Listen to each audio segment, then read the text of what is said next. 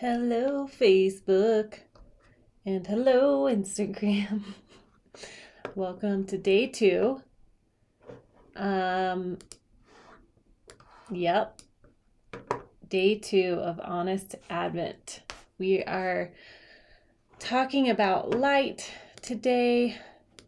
I cannot wait to get into this one.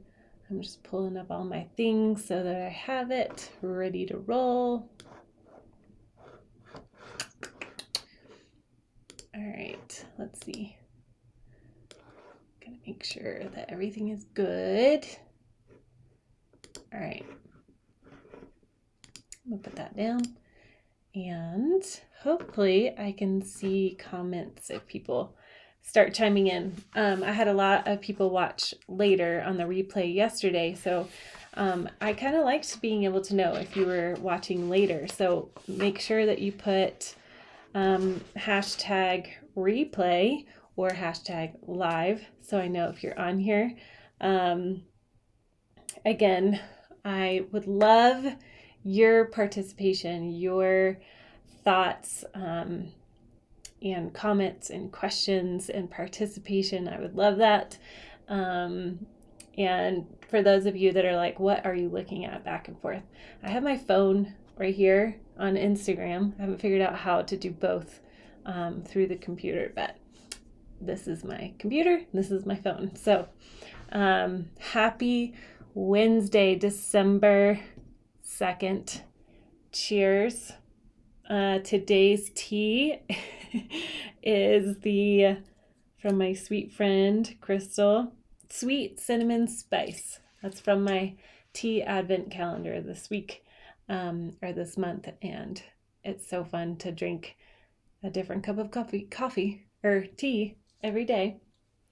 I feel like that could be a Saturday Night Live skit in its own. Y'all know what I'm talking about. All right.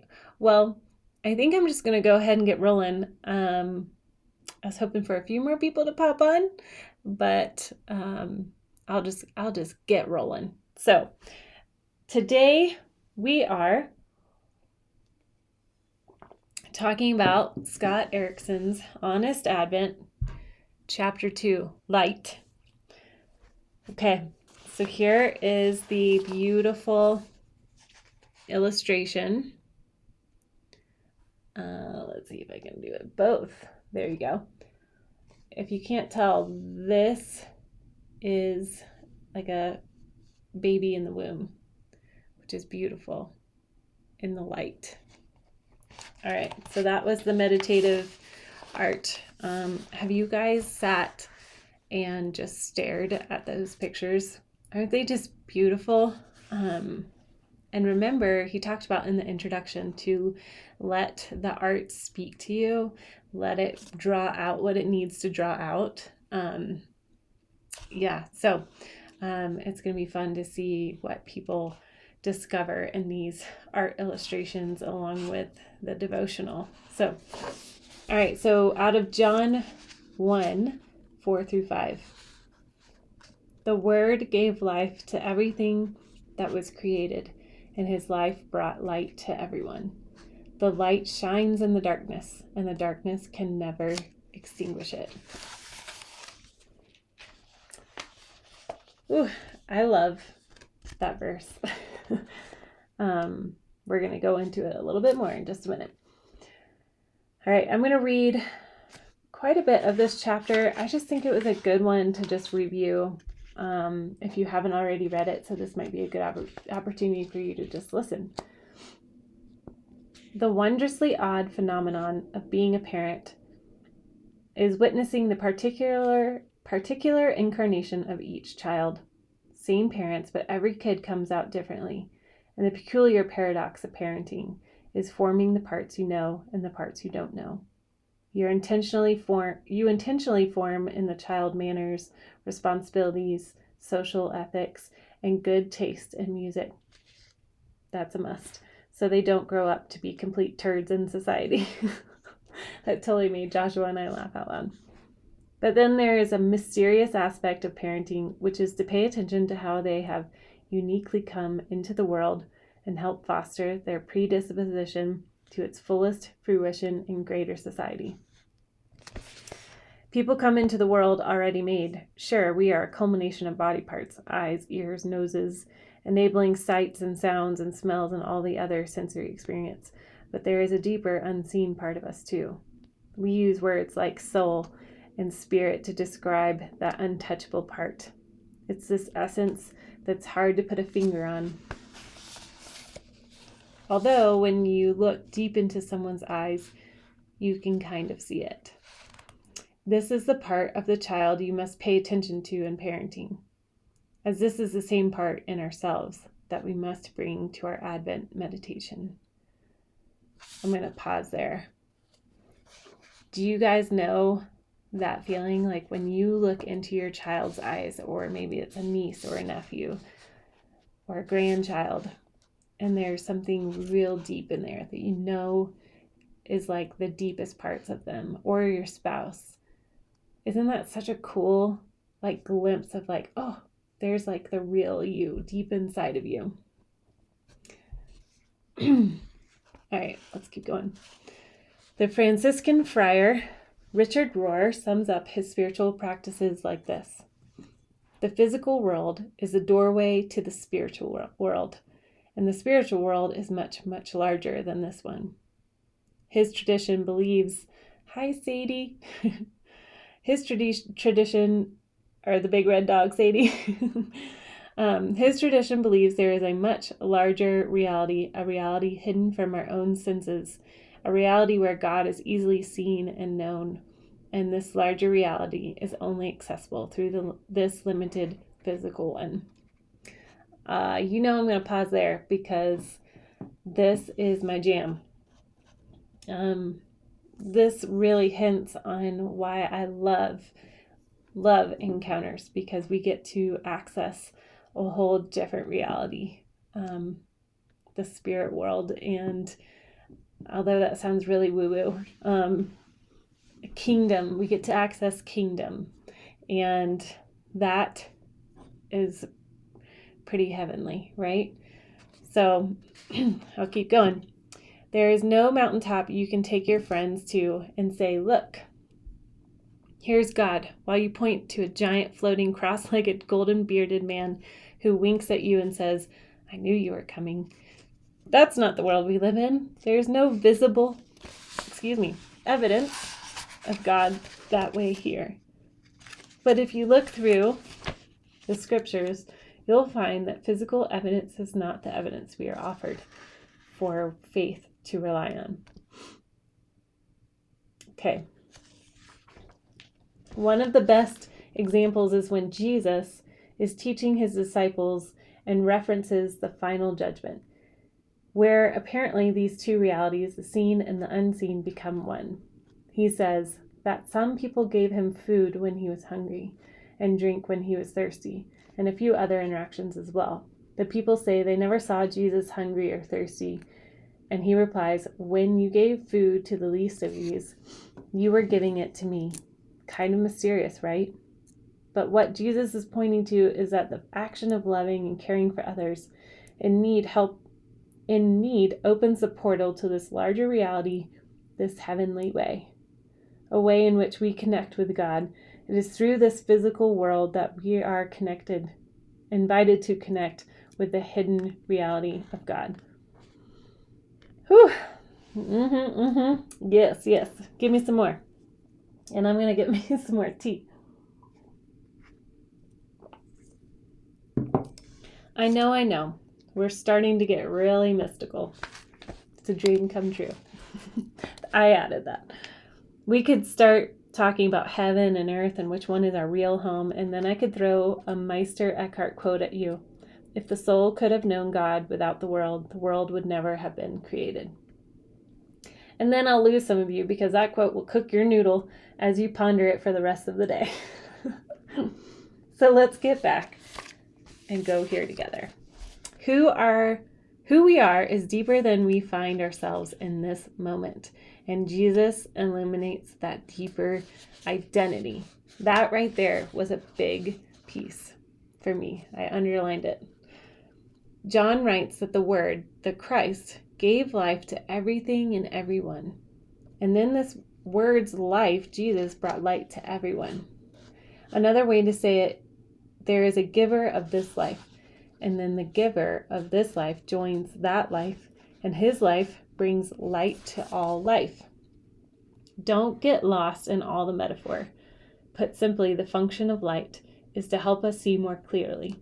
Jesus' life helps us see our own lives more clearly. There are many ways this happens, but for one, his being human affirms our being human. It affirms that we are not supposed to be anywhere else but here. Now, in this life, in this world, from being born into it to disappearing from it, this is the life we are asked to live. You are supposed to be here. For another, he affirms that we, in some mysterious way, are an amalgamation of something seen and unseen. I had to look up what amalgamation was, and it actually means the action or process of combining or uniting, which is pretty cool. So we, in some mysterious way, are an amalgamation of something seen and unseen. That we came from somewhere and we are going somewhere just like he did. And in this physical world is the doorway to that somewhere. And God is not only present to us there, God is right alongside us here. Our invitation to Advent starts here now. And thank God, because being here now feels really complicated and hard and sad at times with a lot of loss, right? It hasn't been that long since we all lost a normal way of life. Some of us are still recovering what we lost. But what gives me hope in this Advent season is a reminder that everything can be taken away except that hidden part of me. Whether I lose my savings, my house, my title, or my very livelihood, what is untakeable is the part of me that Jesus illuminates. The deeper self that was woven into this world but is anchored in a much larger world. And the gift of my life is a doorway to a much larger reality. And Jesus is the light that shows me the way. All right. So does anybody have any thoughts or comments on that? I did want to go back and talk about our identity stuff on page 25. Where he says, who we are is deeper than we find ourselves in this moment. And Jesus illuminates that deeper identity. Man, aren't you glad for that? I'm so glad that my identity as a 12-year-old girl in middle school was not my full identity yet. And that in him we find a deeper and deeper identity that's for now and later. Like he already sees the full fruition of who he's already created us to be. That's pretty wild. Pretty wild.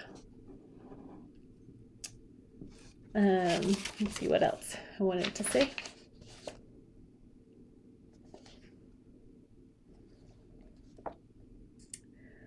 I think I find such hope in the verse at the beginning of where it's all started, of the light shines in the darkness and the darkness can never extinguish it. And, that can apply for the whatever climate we're in as far as politically, the COVID stuff now. I look back and see some pretty dark times. I don't think my husband would mind, but I was just thinking about this earlier today, of just when our marriage, we were in a pretty dark spot. And I remember just the light, meaning Jesus, was giving me hope. It was giving us hope and something to cling to. when we felt like kind of the rug was pulled out from underneath both of us, and just learning that there was a lot of darkness between the both of us, and trusting that light, even if it was just a little lighter of light, it was still hope. And I think on the podcast I've talked about, one of my friends from MOPS gave a talk about her daughter having a lantern in the middle of Walmart, and she just childlike had asked, if the lights turn out, my lantern would still show us the way, right? And I love that because it's so simple. Yes, no matter how dark it is, if there is light, the light is going to shine. The darkness cannot snuff out the light. And on a very real level, it can feel very much like it's very dark and there is no light. And yet the physical world speaks to the truth of you cannot snuff out darkness, or you cannot snuff out light. So I love that truth. I love how Richard Rohr just talks about how it's like the physical world is such a window into what is actually reality in the spiritual world as well. All right, I'm going to see if anybody else has some comments before I sign off. My kids are home today, so I think they're going to come in again. Let's see. Oh, I'm on a live. Can you shut the door, please? And let's see here. All right. I don't think anybody's commented yet. So, hey, buddy, I'm almost done, and then I will see you. All right. These are the most real lives. Okay. So I'm going to end with this prayer today and let you guys go. But I would love to hear if anybody has any thoughts, any comments. I do love to share those on here and love to hear your thoughts. Like I've said 8 million times, please share, please share. All right, let's pray. May you rest in the peace that the darkness can never extinguish the light that has been given you. I love that. That is a perfect way to end today. So, my friends, thanks for watching. I hope that you are enjoying this book. And again, I will be on here tomorrow around 1:30.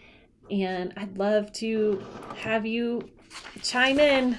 I don't like listening to my own voice for that long. I love to hear other people's thoughts too. So, all right, I will sign off. Bye, guys. Goodness. I'm done. Can I play in here?